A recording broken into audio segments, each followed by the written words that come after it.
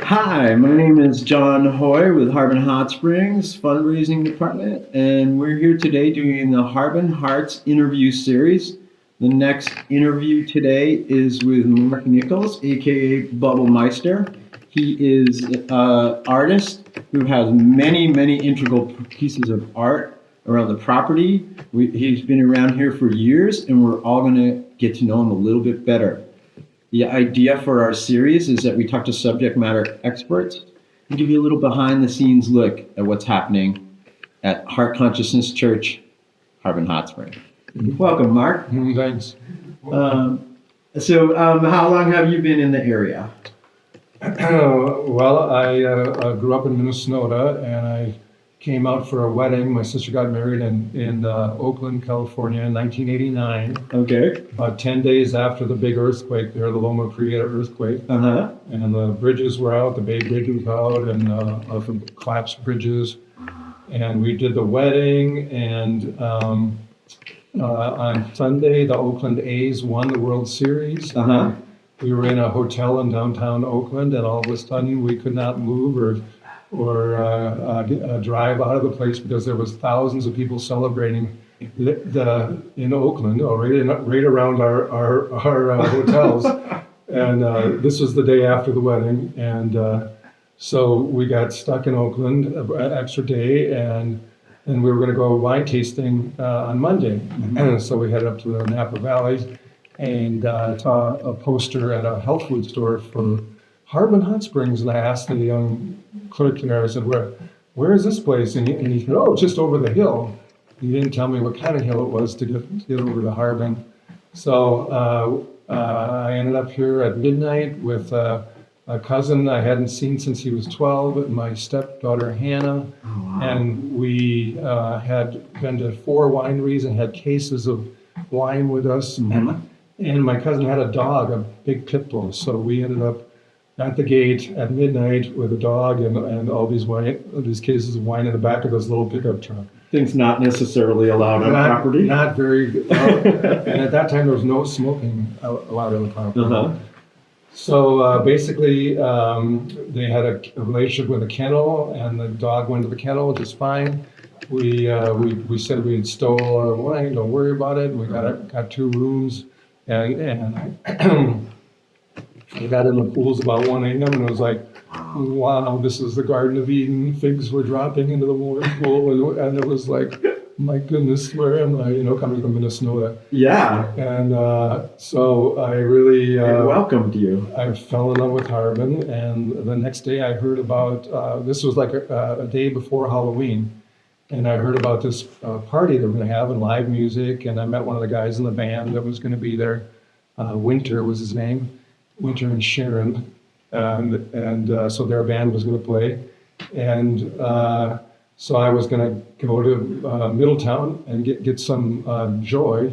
Just 1 cup of joy is all you need to make bubbles, and so I hitchhiked into town, and who would stop and pick me up but Julie Adams and her then boyfriend Dennis, and then. Okay, so Julie was a managing director at the time. Which I had no clue to who she was. Okay. And I said, I'm just going into town to the grocery store, And they said, okay, we'll give you a ride if you don't talk to us. We're very busy. Mm-hmm. And I said, okay. And so I just was quiet and I listened. And it seemed like they were kind of in upper management of some way, the way they were talking. Yeah. So I got to the store. I said, thanks. I went and got my joy.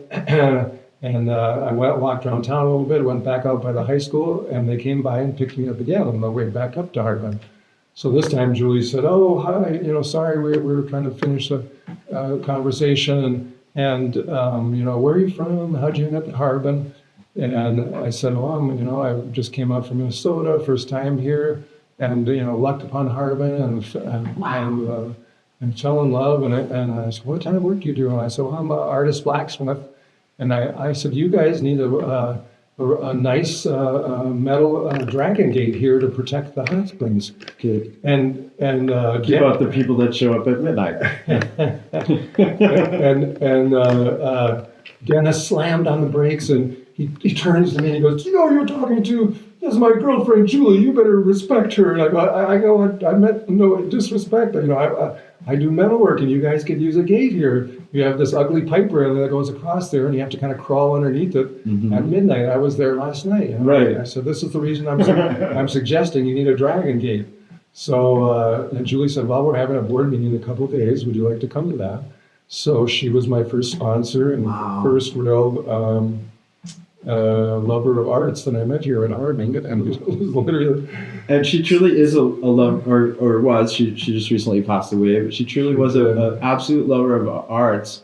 And I don't think there could be any better way to meet her than to just meet her that way, where you don't serendipity. even know. Yeah, you don't even know you're supposed to be afraid of her or not or anything. And she loved artists and usually took them under her wing. So that's pretty amazing. That's a cool story to meet her that way. So she invited me to the board meeting. That was the day after Halloween. Okay. On a Wednesday or something. And I came in, and there was 2 men and 6 women. And it was in the old theater, which was on a slope, and it had levels to it. So everyone was sitting in these big pillows, kind of a circle there. And when I came in, they said, "We need silence for 6 minutes or something." And I was okay. So I had worked with other churches before. I had worked with the Catholics, and I'd worked with really pretty much all denominations, culture. So I knew it was called the Heart Church, but I wasn't sure quite what that meant. So then after their meditation, Ishwar goes, "Who's this guy?" And Julie said, "I want you to meet Mark. He's an arts blacksmith, and he's got a proposal for us." And he's like, "Well, he's not on the agenda, and then she goes, "Just give him 2 minutes. He's willing to do a trade. He's willing to trade in labor for, to make the gate here, and he'll trade for massage and food and hotel or whatever we got here."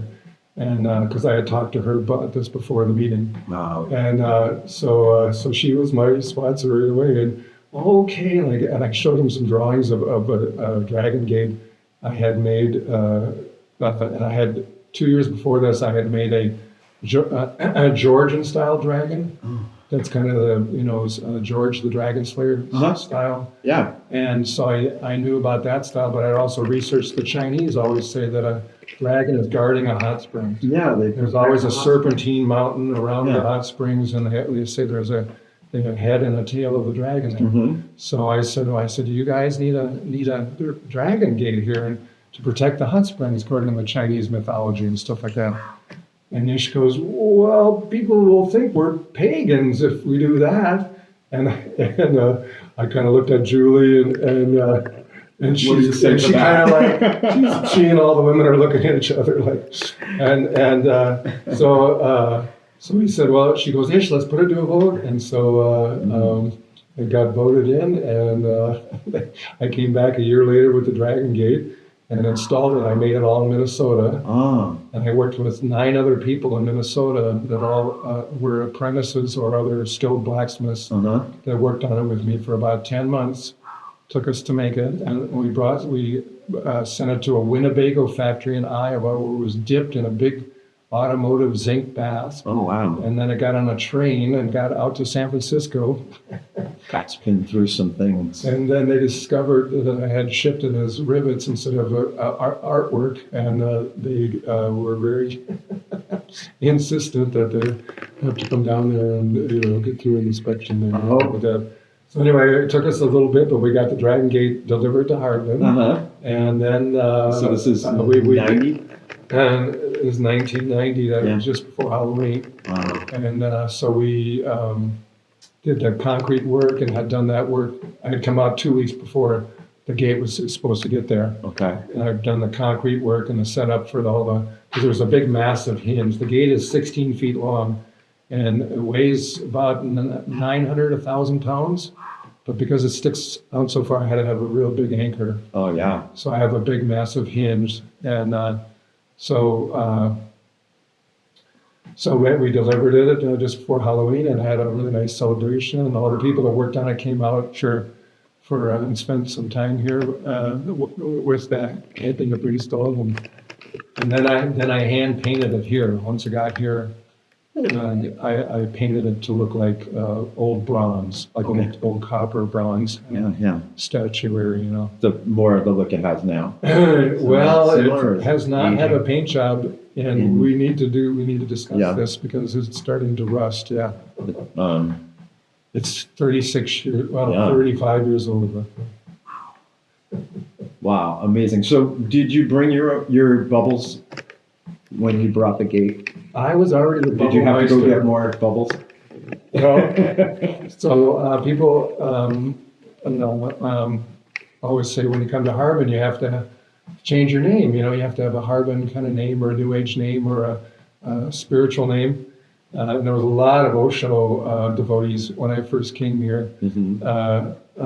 So I said, I'm already the Bubblemeister. You know, you just have to call me that. Some harbingers show up with their nickname already, and some think one up while That's they're my here. chosen spiritual name. Many people really ended up, I think either gathering another name while they were here, or they brought one with them. We always used to laugh when I worked in the accounting department, and we would slowly but surely realize people's real names when we had to make a checkout. And then when there's 7 Johns in Harbin here. then you It have to doesn't go, really round it down. Yeah. Accounting John or housekeeping John? Yeah, and that's not fun to be identified by your department specifically. Yeah. So, I went by Sam because Sam Flott was my pen name at the time. I adopted from the word flotsam, which fit pretty well for Harbin and the waters here. So let's see. Do you have a favorite piece of work here that you did? Is it? I know you did so many other things too that are really integral. One real special piece was Dee's fountain. Dee was a close friend and really another big lover and supporter of arts. And always willing to make chocolate, special apricot chocolate desserts for the whole crew. She was really serious about her chocolate desserts.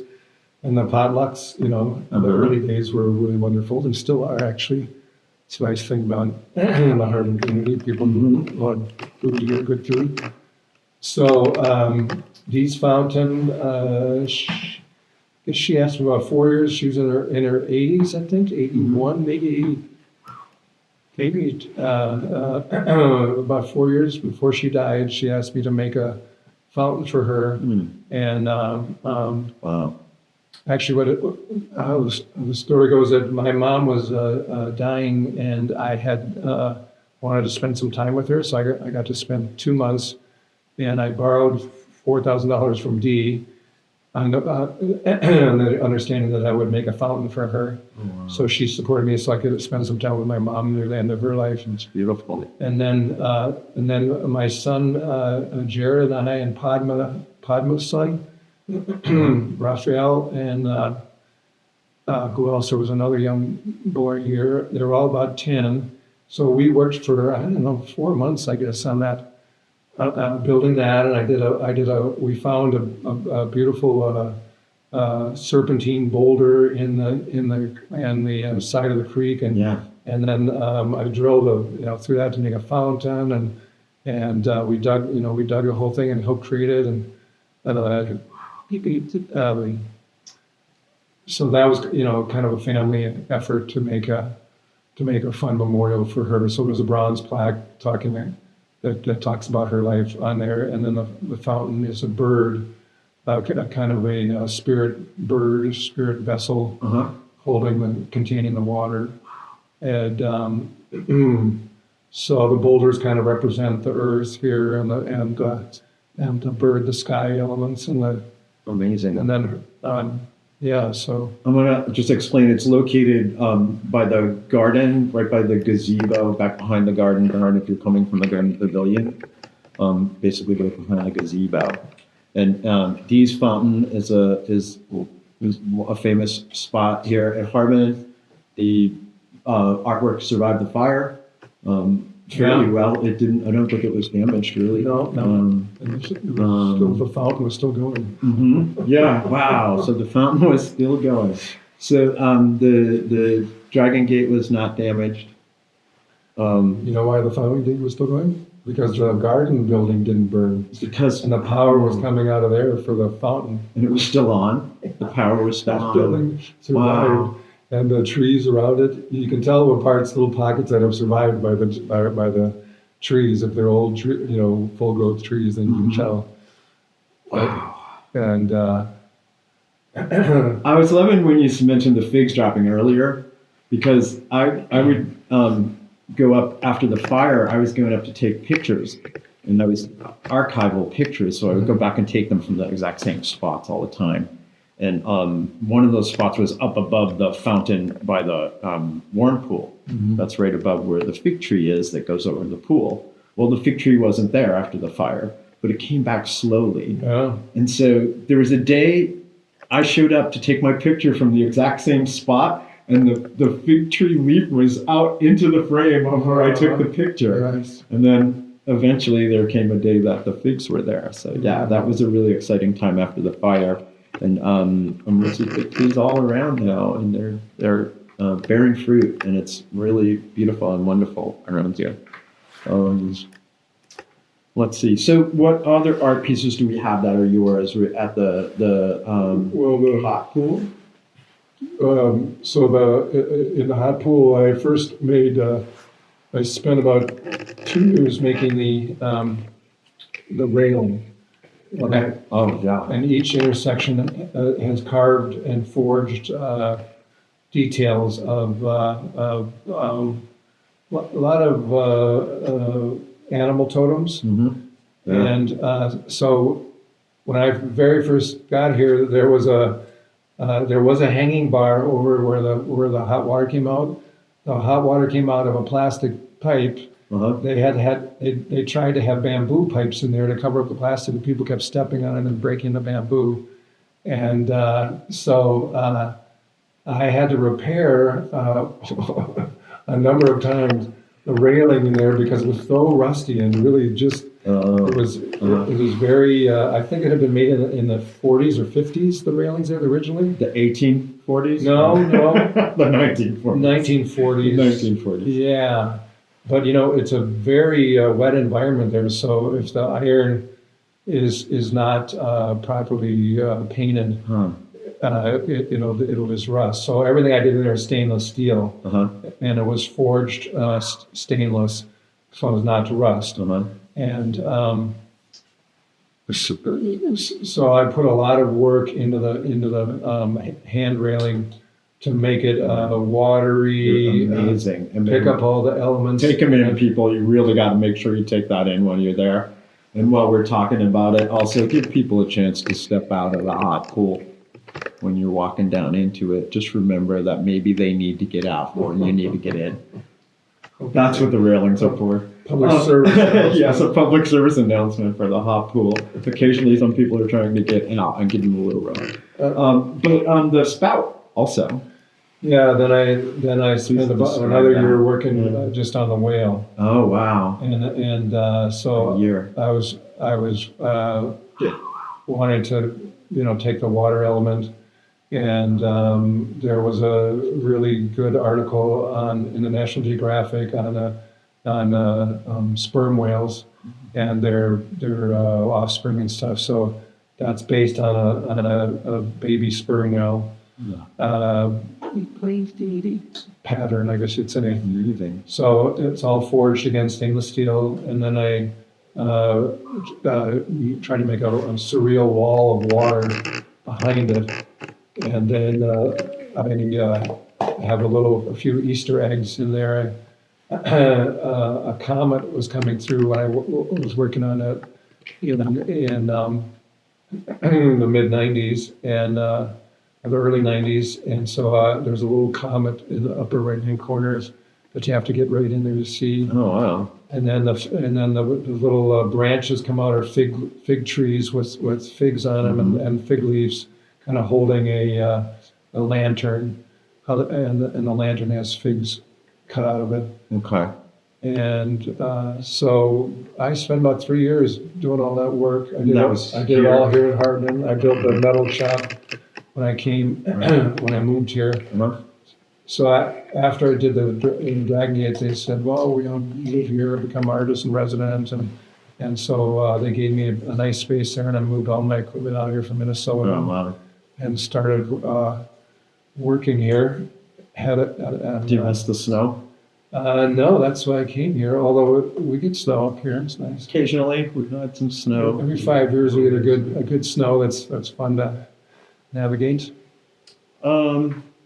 Okay, so if you had some time to relax, what's your favorite spot on the Harbin property? Where are you? Well, I love hiking. There's all sorts of great hiking trails around here. It's really nice to get up high and look down in the valley. I'd say my favorite spot is where the waterfall is, where the massive fig tree that's there, that also got spared in the fire. Yes. Pretty much. I mean, the area around it didn't so incredibly. Much, but that is, a sacred spot, and I love the energy there. It's really always good. I go there and meditate or get a breath of fresh air. Yeah, it's one of the most beautiful spots on property. There's no doubt. So you also have a history for hosting the tourist party. Oh, well. Can you give us any background on that? I know when I arrived at Harbin, I was a local hire for a little while, and then became a resident. But I can recall hearing the tourist party all the time, and saying, okay, what's happening there? Yeah. Well, no, that's a kind of another origin story. There was a guy here named Donkey Mike that came kind of the year after I did. And Donkey Mike had a traveling donkey circus. That he was from New York. He was a proud Jewish man from New York. Wow. And he would travel up and down the East Coast seasonally with his. At times he said he had 25 or 30 donkeys in the circus, pulling all sorts of circus wagons and gypsy. It was kind of a gypsy caravan sort of nature. So he did this up and down the West Coast for, I think, about 25 years, doing these kids shows and things like that. Uh-huh. He also was a herbalist, and when he first got to Harbin, discovered that there was no good soaps here that worked well for the Harbin water and everything. So he, if you know the little disc of soap, that's his recipe, and he was actually manufacturing in his little teepee. He snuck in under the garden where the little the garden tool shed is now.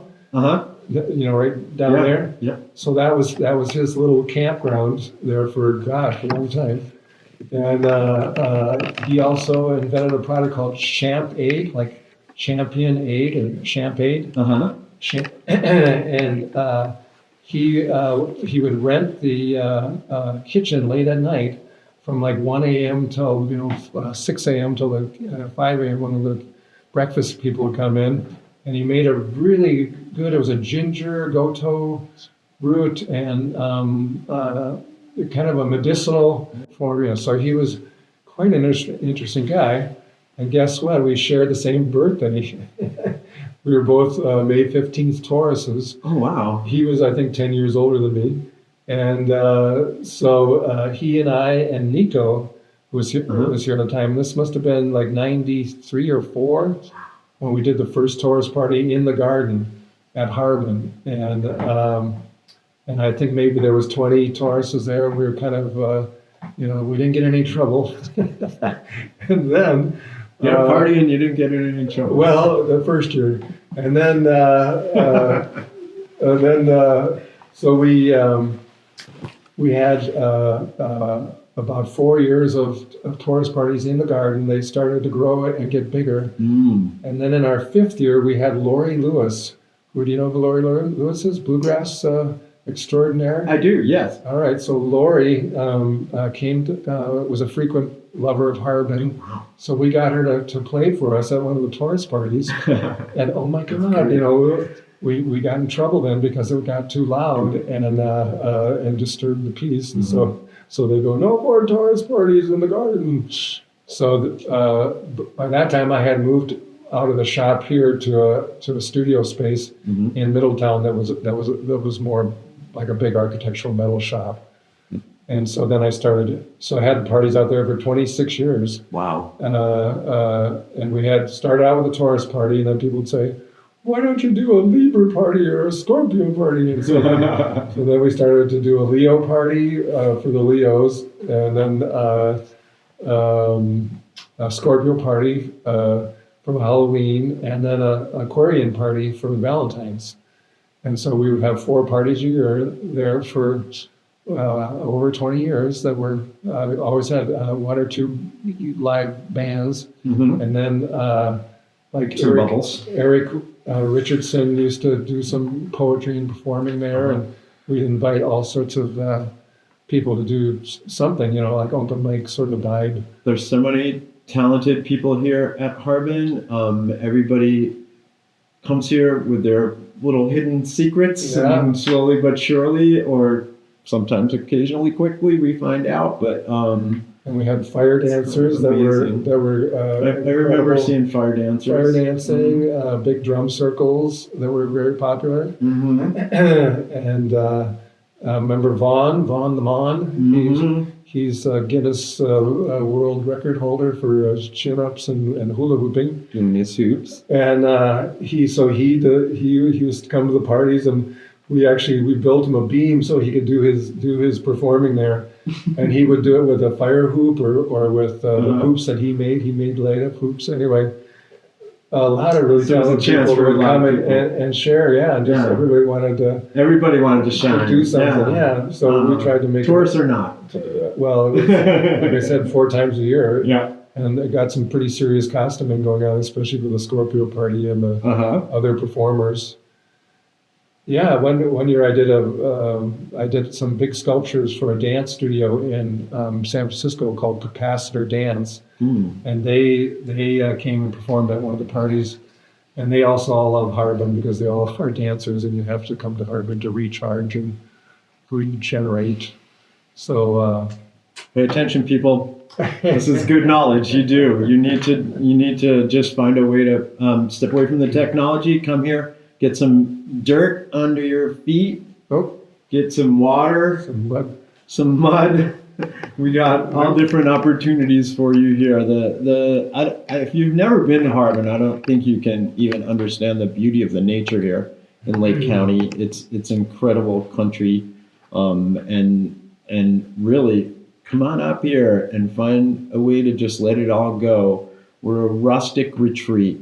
Yes, we do have a spa, but we'd like to remind you that we are a rustic retreat.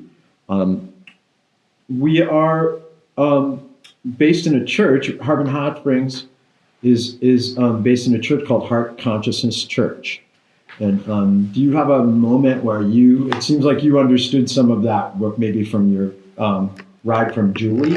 Did you have an understanding of that? No, not then, not about the church. Yeah. So, as soon as she, agreed to invite me to the board meeting, I started like, who are these guys? What's going on here? Yeah. But no, where the real heart consciousness here, when I came here was in the massage. The school of shiatsu massage was just getting going. Harold Dull, the developer of the Watsu and the Aquatic Bodywork Association, he was here. And so part of my trade, I and my brother and a sister did 3 weeks of massage class here as kind of a family bonding thing, and we all were interested in Watsu. So that was one of the first things I did, was take classes there, and that's where the heart consciousness here. The healers were here. There were so many people super excited about any kind of modality you could think of with massage and all sorts of exploration. And the massage department at that time was maybe 6 people, And by the time of the fire, I think it was 60 massage people on staff. And the modalities just keep coming, and people are creative, and they just keep thinking things up, and many things Yeah, start. there's real healing that goes on here. So Harold, just for folks that don't know, his Watsu therapy was him, right? He came up with the idea. And so Harold, I was pretty good friends with Harold because I worked on the Watsu Center for about 4 years. Okay. It took about 7 years to build the Watsu Center. Yeah. But Harold's story is that he was a surfer. He loved surfing. Discovered Harbin. Came to Harbin and thought, I could massage people. Oh, he had studied shiatsu though. He knew Japanese shiatsu already when he came to Harbin. Okay. And so he goes, what if I put my surfboard in the pool and I lay somebody on there and I could massage their neck? They could just rock in the water and massage them on the board. And he goes, I did that for about 20 minutes. I thought, what am I doing with the board? And I threw the board out and I held him like you would a baby, and that's how it all began. Wow. And so fascinating. Yeah, so it was the zeitgeist of the different, That's early 90s? No, early 80s, mid 80s. Mid 80s. Oh, okay. And my wife's aunt was here also at the time, and she took some lessons from Harold. So we had an understanding of Harbin, a slight understanding of Harbin when we came here, but we always did have a relationship to that. And my wife also worked at the school for a little while with Anika. Yeah. Anika's carrying on real well with a lot of aquatic work. Let's see. So, what's your favorite Harbin tradition? Tradition? Well, I always liked that in the early days of the church, the mother church, as Julie used to call it, they would celebrate everything, try to do, whatever Jewish tradition, Christian tradition, pagan tradition, Sufi. There was a lot of different expression here. And again, now the dance, we haven't touched on that, but the dance area was so strong here. Yeah. When I first came, it was just Thursday nights were the community dance, the unconditional dance, and then it grew. Tuesdays, Thursdays, Would that have been Saturdays. In the temple? Well, later Before on, the temple, later on the temple. Okay. Well, the conference center was always, almost always, and they would convince, like if it was a tantra class, and they'd convince them that it was good to have the dance there, which it usually was fun. And so the conference center was just over the creek, down by the front gate. Yes, just for reference for people, it is not there now. No, but that was, one thing we've discovered after the fire here is that it's hard to have a community and support a community of whatever culture, dance, arts, whatever, without architecture. Mm-hmm. And that building was well used. And then the other building that was built later on, the temple, by Sunray Kelly, who was the architect and builder on that. And I worked on that for about 3 years too. He was a barefoot carpenter, man, literally barefoot carpenter. He was quite the character from the things I understand. Yeah, yes. Man, I love that guy. He passed away 2 years ago. The last few years. Yeah, but he was really good. He just knew he could go into a forest and read trees and look for down lumber, and it was a real hand-built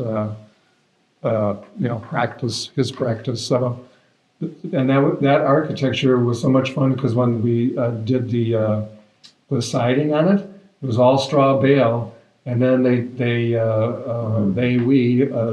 community applied mud on that, and many layers. Oh my God, there was like 7 or 8, 9 layers of straw, and we'd have these parties where he'd just mix up huge pools of clay, and then we would all get naked with the kids. We had the kids in there, and it was so much fun. That was, You know, I worked in construction for 50 some years, and Never that much fun. and the clay was down and dirty, and it worked. And I've seen some archival photos of that, and it really is kind of a wow moment of looking at the fact that so many folks were involved in that. yeah, And that temple was so special. I don't think we can stress how special that temple was. Your points about architecture are very well understood here post fire. We have many buildings still yet that we want to build. We had to build what we built in the order we built them, but we do have a temple in the plans for phase 2, and we also have a community kitchen in the plans for phase 2. What I wanted to try to wind up here with you is, do you have any advice you can give to any artists that might want to do what you do? Number one, and then otherwise, I would also want to just say, how would anyone get in touch with you if they wanted to get a piece of art and get some metal work? My information's here in Harbin. If you just call the desk, ask for the Bubblemeister. They should be able to get your number. And my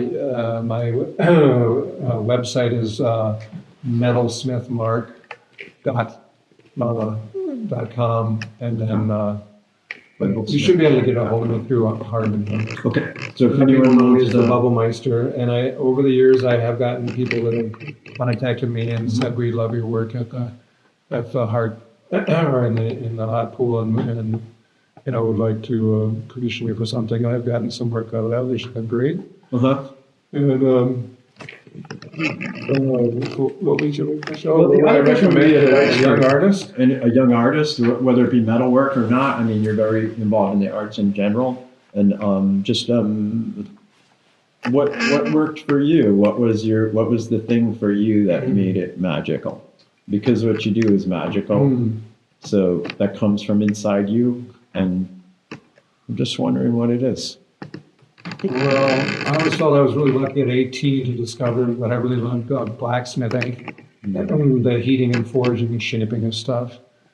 And then trying to make a living doing that was took a few more years. Another story. To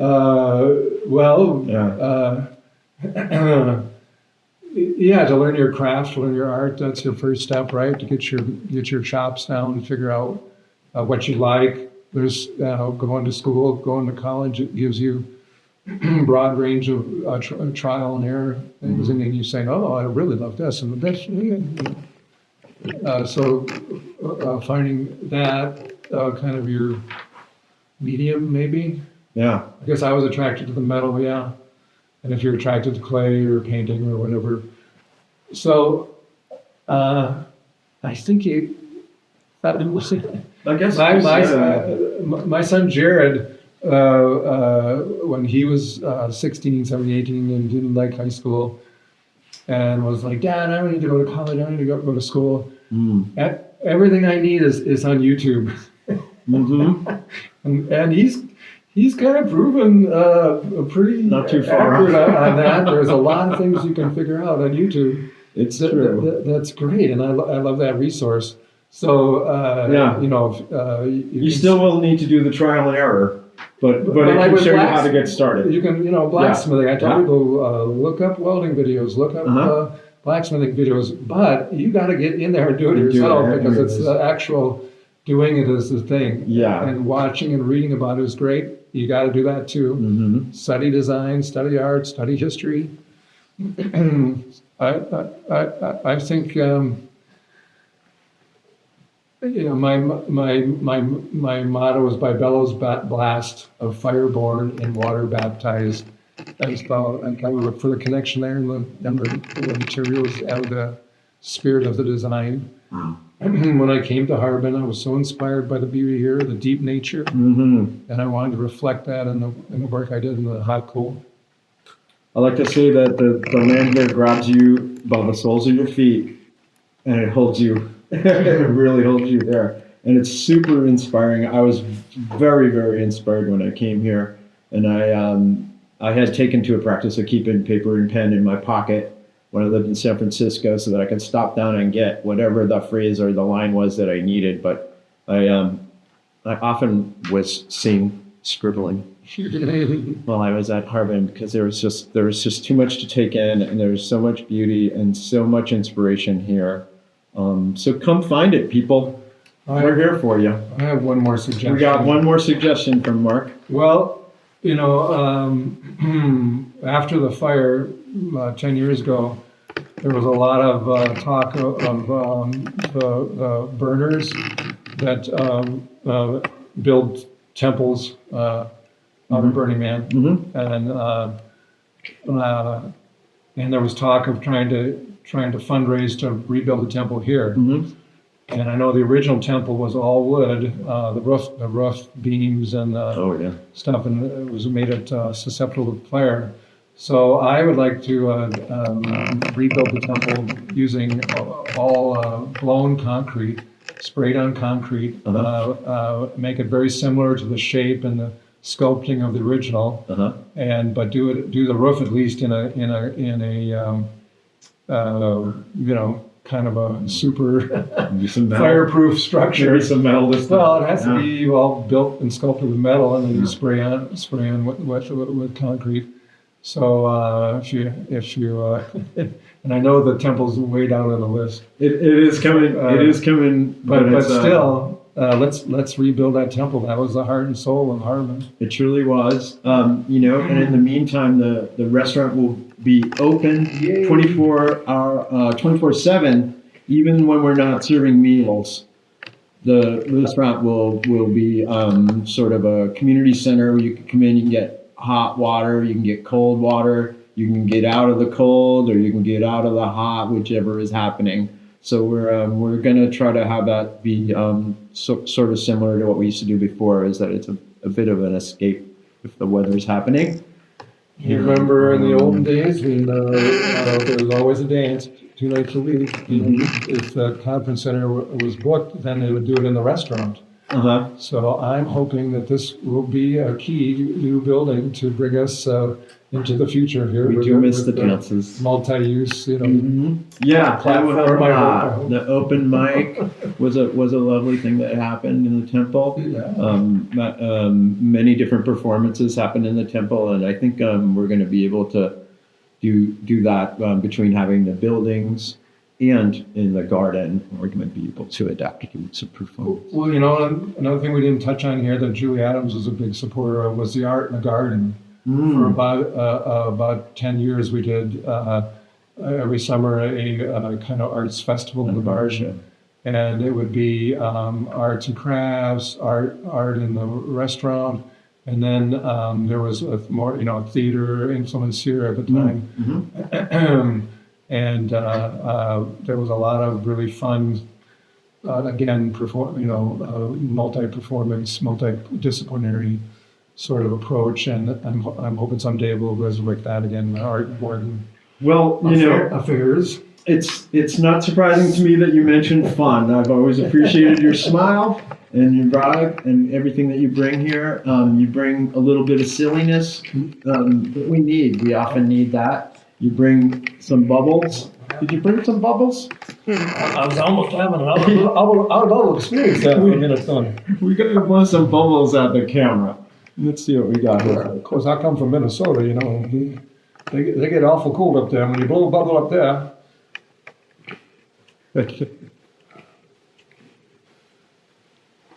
you can tend to freeze. Bubbles run free, why can't we?